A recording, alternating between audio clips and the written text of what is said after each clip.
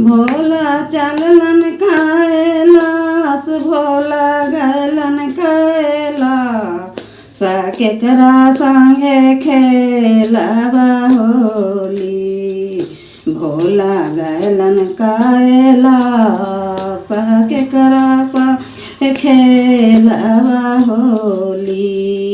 भोला गलन कैलाश ब्रह्मा तो खेलले सरस्वती संगे होली। ब्रह्मा तो खेलले सरस्वती संगे होली। आहो गौरमय के मनमा उदास साया बरंगा केकरा संगे खेला। भोला चललन कैलाश केकरा संगे खेला। भोला गलन कैलाश विष्णु तो खेलले लक्ष्मी संगे होली। विष्णु तो खेलले लक्ष्मी संगे होली। आहो गौर के मनमा उदास बरंग केकरा संगे खेला।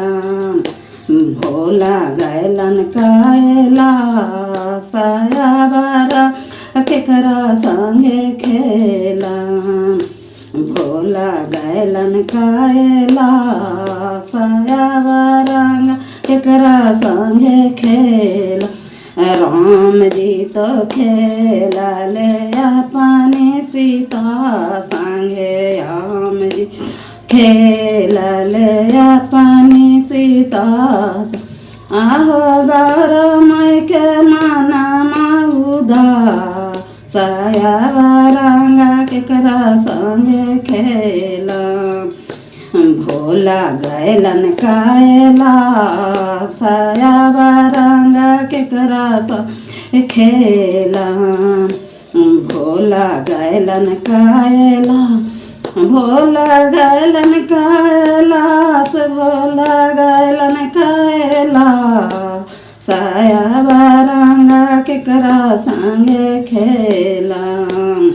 भोला गलन कैलाश कृष्ण जी तो खेलले अपनी राधा संगे। कृष्ण जी खेलले अपनी राधा संगे।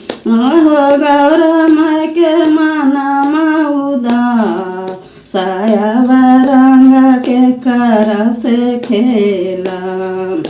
भोला गलन कैलाश बरंग केकरा से खेला।